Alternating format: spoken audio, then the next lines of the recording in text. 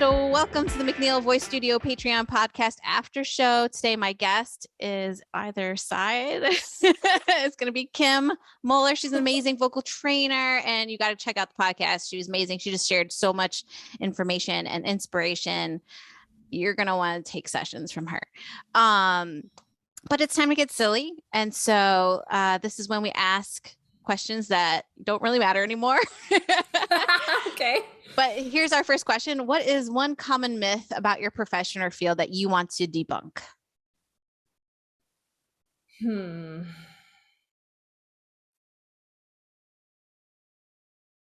Gosh, there's so many. Oh man.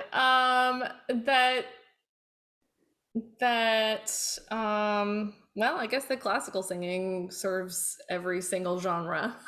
Like learning how to sing means you must sing a certain genre. Yeah. Okay. Totally different vein. What is your favorite thing to bake? Oh, I love baking. I love baking cookies. I love baking. Yeah, cookies, cakes. I think I like decorating them even more. Ooh. Yeah, that's totally artistic. I'm terrible at that. I didn't say I was good at it. As long as it tastes good, right? Yeah, exactly.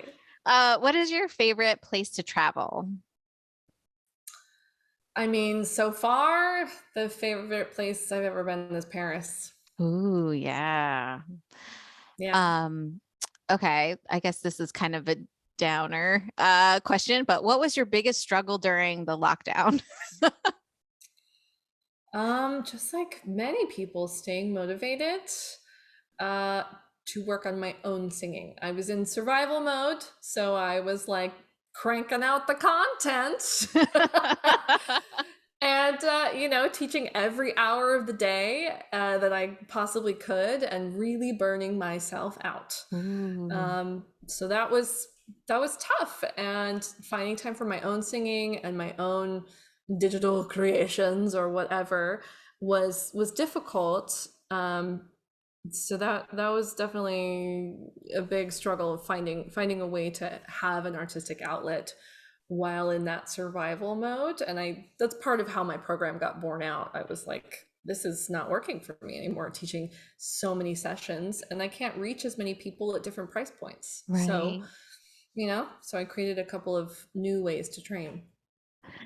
So I guess this might answer this next one. So was there anything you surprisingly liked about the lockdown, or that you got to experience? Oh yeah, absolutely.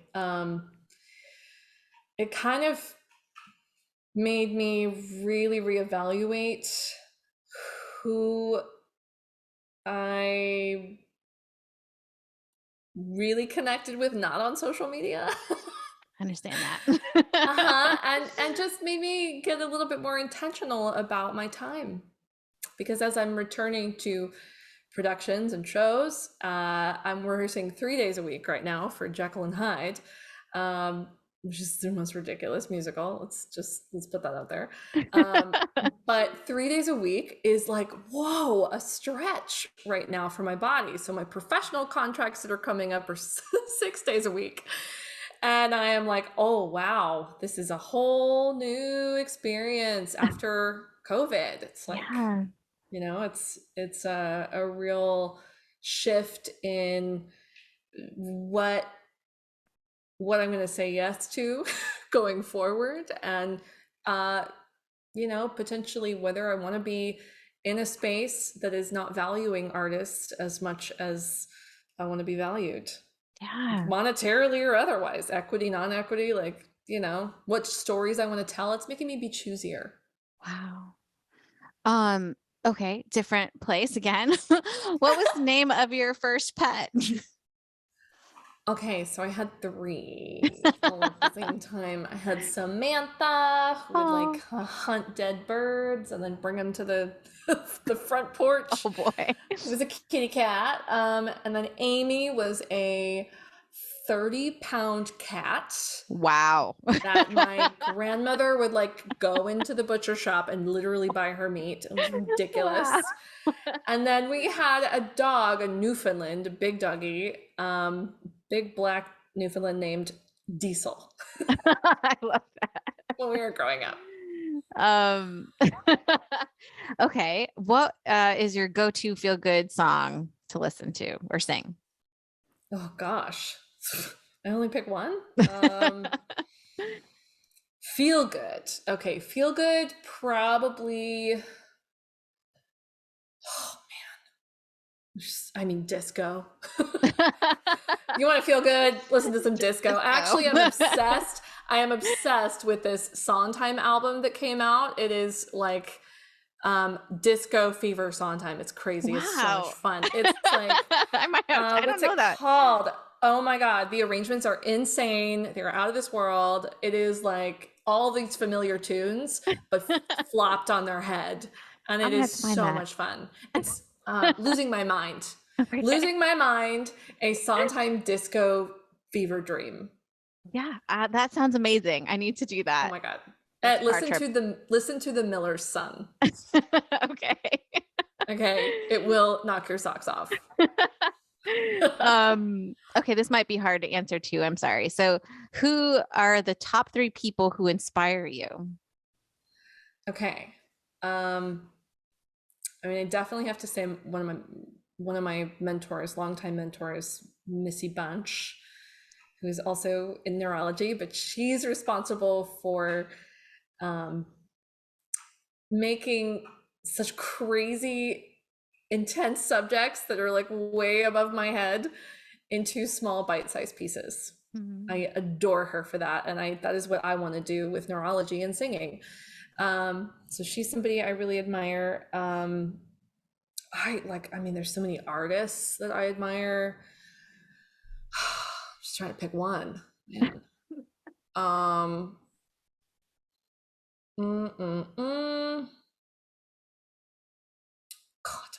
this is really hard. I'm sorry. It's really hard. You know what? I love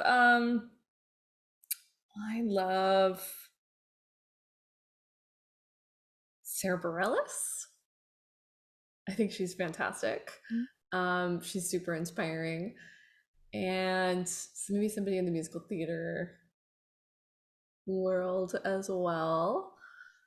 I mean, nope, I'm gonna go with Lady Gaga. Ooh, okay. I'll go with Lady Gaga because she's like, I don't give a rat's patootie about what any y'all think. I am going to make whatever art I want. Yeah, well, I think those are great. Those are fantastic. I'm still on that disco album in my head. Yes. Last question. What advice have you gotten that has always just stuck with you through the years?